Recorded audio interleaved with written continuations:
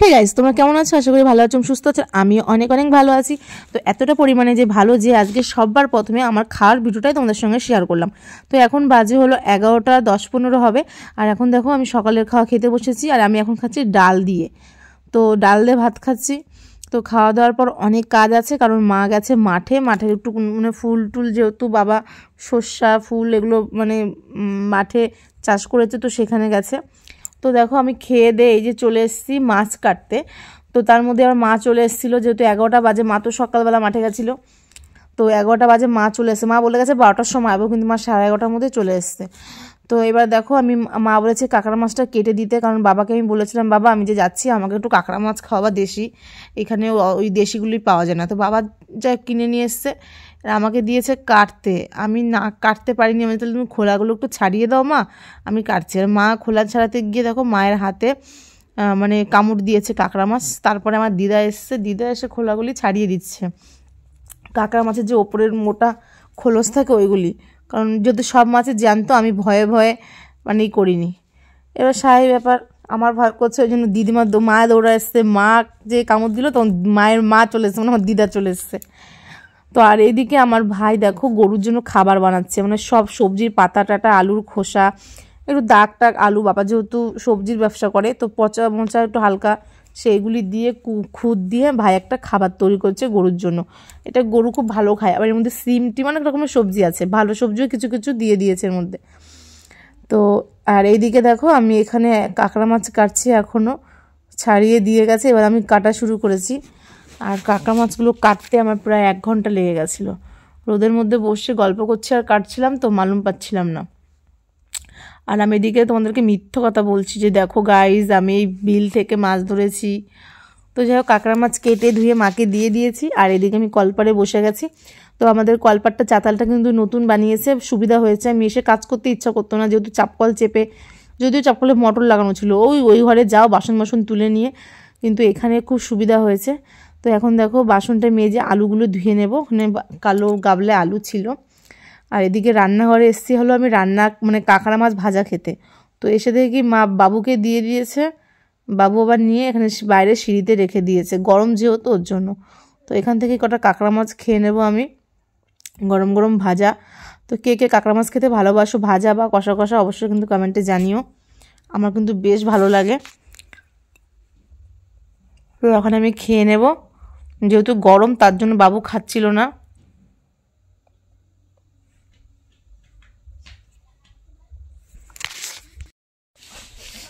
তো গাইস, তো দেখো এখানটায় বাবা মানে বাজার থেকে এসে পয়সা করে হিসাব করছিল, আর এখানে আমার বাবু কাঁকড়া মাছ খেতে বসেছে।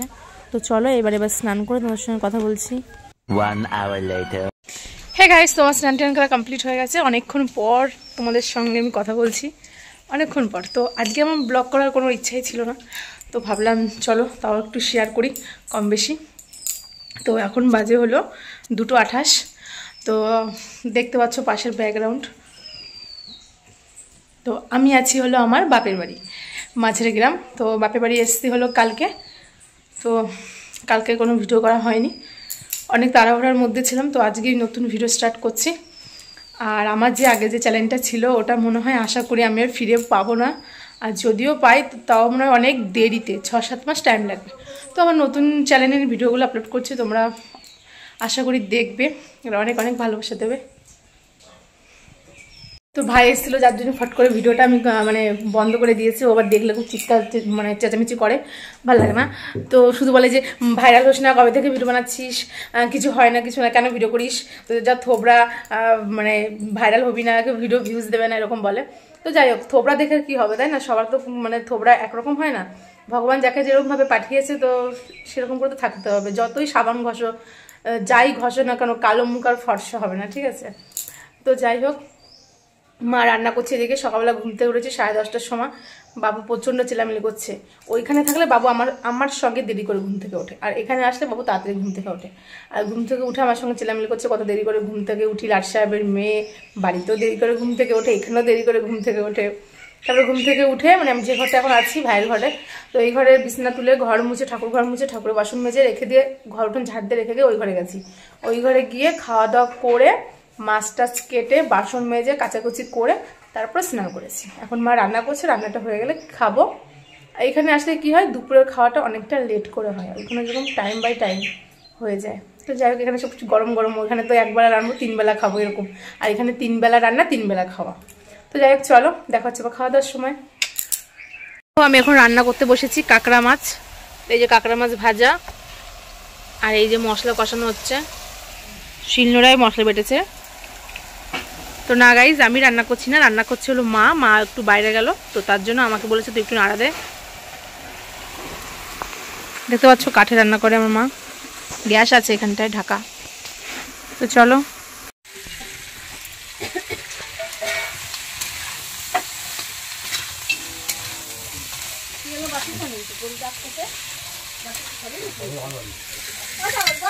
তো গাইজ, আমরা এখন খেতে বসেছি, মানে রোদে খেতে বসেছি উঠোনে।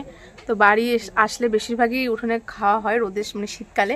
আগে তো ওই মাঠে, দেখো পেছনে মাঠে খাওয়া হতো, কিন্তু মাঠে এখন প্রচণ্ড জল, তার জন্য এই যে পাটি নাচানো হয়েছে, আর মা সব খাবার দাবার আনছে। তো চলো দেখি কী কী রান্না হয়েছে। সকালে তো কিছু শেয়ার করতে পারলাম না, তো এখন চলো শেয়ার করছি। তো এই দেখো, কাঁকড়া মাছের ঝাল, পুরো কষা কষা, আর এটা হলো বটবটি আলু পেঁয়াজ ভাজা, এখানে আছে ভাত। এখন আমরা খেয়ে নেব। বাবু গেম খেলছে। আমা আসো আসো। তাই দেখো, ফোন হারায় যায়। গরম গরম ভাত ধোয়া ওঠা, আর এই যে হলো আমার জন্য গাছের উচ্ছে সিদ্ধ, একদম কচি, দেখতে পাচ্ছ।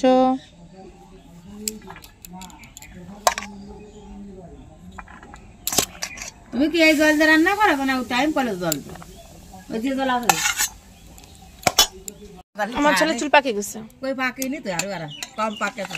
কালি নকে নইলি দাদা, কালি না জানো, কালি নিলে বেশি পাকে। না কালি নিতে হবে না, কালি নিলে বেশি পাকে। কালি দিতে হবে, তারপরে এমনি চ্যাংড়ামি বল। বাবার জন্য তোলছো মা? তা আসো।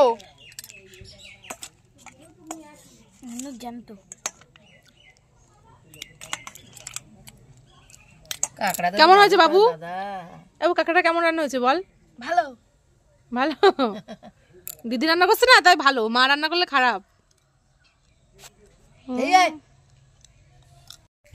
হে গাইস, তো আমার খাওয়া দাওয়া শেষ। খাওয়া দাওয়া করে দেখো রেডি হয়ে গেছে, তো একটু শর্ট ভিডিও করবো, ওর জন্য বেলা অনেকটা বেজে গেছে, মানে 4:30 বাজে। তো খেয়ে দিয়ে বাবার মতন বাজারে গেছে, ভাইও বাজারে গেছে, বাবু খেলা করছে, মা কাজ করছে। তো আমি শর্ট ভিডিও বানাবো থেকে রেডি হয়ে গেছি। তো যাই হোক, আজকে ছোটোখাটো ব্লগটা তোমাদের কেমন লাগলো অবশ্যই কিন্তু কমেন্টে জানিও। ভালো লাগলে লাইক কমেন্ট আর শেয়ার করো, আর আমার এই নতুন চ্যানেলটি তোমরা কিন্তু অবশ্যই সবাই সাবস্ক্রাইব করে দিও। তো টাটা, দেখা হচ্ছে পরের কোনো ভিডিও। তো তখন তোমরা ভালো থেকো, সুস্থ থেকো।